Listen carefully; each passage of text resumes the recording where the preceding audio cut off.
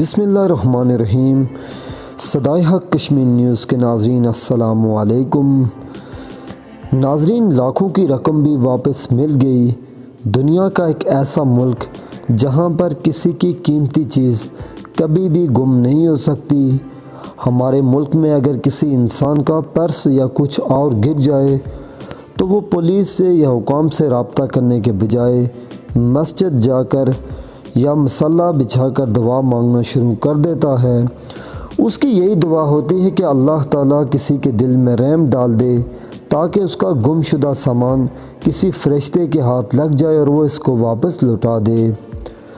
لوگوں کی گم شدہ اشیاء کو بازیاب کروانے کے لیے کسی باقاعدہ نظام کی غیر موجودگی کے سبب اکثر افراد گم ہونے والی اشیاء پر فاتحہ پڑھ لیتے ہیں، جبکہ دنیا کے ترقی یافتہ ممالک ایسے بھی ہیں جہاں پر گم شدہ اشیاء کو ڈھونڈنے کے لیے مکمل نظام موجود ہے اور وہ دعویٰ کے ساتھ یہ کہہ سکتے ہیں کہ ان کے ملک میں کسی شخص کی کوئی بھی چیز گم نہیں ہوتی ہے۔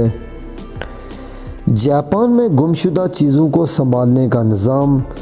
جاپان کی تہذیب کو دنیا کی قدیم ترین تہذیب قرار دیا جاتا ہے۔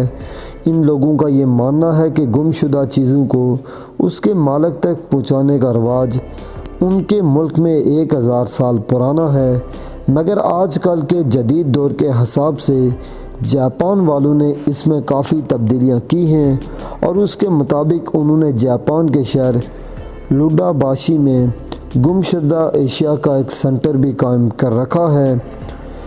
گم شدہ چیز کے ملنے کے بعد کا عمل۔ اس سینٹر کو چلانے والوں کے مطابق جاپان میں گم شدہ اشیاء کو مالک تک پہنچانے کے اس نظام میں سب سے اہم کردار یہاں کے شہریوں کا ہے، جن کی شروع سے ہی یہ تربیت کی جاتی ہے کہ وہ اچھی اقدار کو اپنائیں اور کبھی بھی کسی دوسرے کے حق کو زبردستی چھیننے کی کوشش نہ کریں۔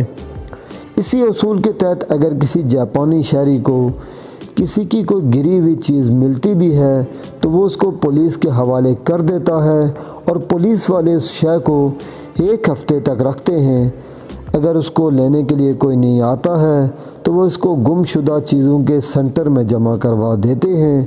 گم شدہ اشیاء کے سینٹر میں ان اشیاء کو 3 ماہ تک رکھا جاتا ہے اور اس کے بعد ان اشیاء کو نیلام کر دیا جاتا ہے اور اس کے پیسے حکومت کے خزانے میں جمع کروا دیے جاتے ہیں۔ اب تک کی سب سے قیمتی چیز۔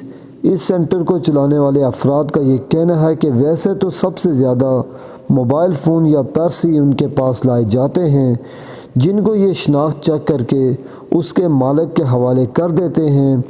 اس کے علاوہ شناختی کارڈ، صحت کارڈ، ATM کارڈ اور تعلیمی اسناد بھی گم شدہ اشیاء میں شامل ہوتی ہیں۔